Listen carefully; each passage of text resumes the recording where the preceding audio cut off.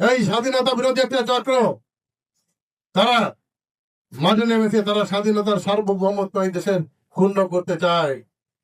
আপনারা কি এই দেশে স্বাধীনতা চান? যদি আপনারা স্বাধীনতা চান, অবশ্যই আপনাদের প্রত্যেককে সোচ্চার হতে হবে, সোচ্চার হতে হবে। এই স্বাধীনতা বিরোধী চক্র অনেক শক্তিশালী, শক্তিশালী।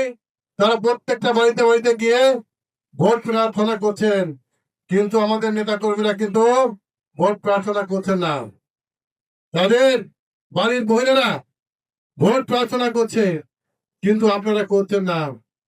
ভোটারদের বাড়িতে যেতে হয়, বাড়িতে গেলে ভোটাররা খুশি হয়। আগামী নির্বাচন কিন্তু অনেক কঠিন নির্বাচন। দিনের ভোট কিন্তু রাত্রে হবে না, দিনের ভোট দিনেই হবে। তাই আপনাদের এখন থেকে ঐক্যবদ্ধ ভাবে কাজ করতে হবে। আমি শুনেছি ইসলামী শাসন ব্যবস্থা চালু করবে। বাংলাদেশে কি ইসলামী শাসন ব্যবস্থা চলার মতো দেশ?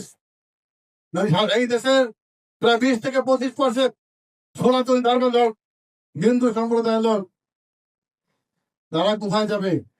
তারা কি এই দেশ থেকে বিতাড়িত হয়ে যাবে? এই দেশে কখনো এই শাসন ব্যবস্থা চালু হতে পারে না।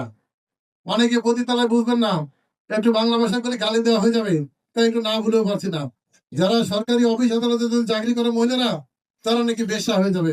এটি কি কথা? নাউজুবিল্লাহ, নাউজুবিল্লাহ। এইটা হতে পারে না।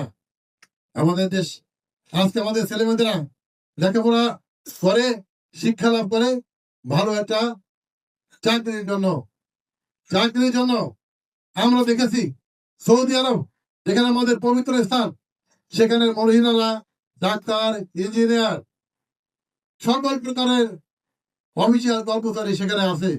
কোন বলে না? তারা তো ঠিকই করে যাচ্ছে। যেখানে আমরা হজ করতে যাই, সেইখানে তো এই নিয়ম নাই। তারা ভোটে জয়লাভ করার জন্য নিজস্ব আইন তৈরি করে ভোটে জয়লাভ করতে চায়।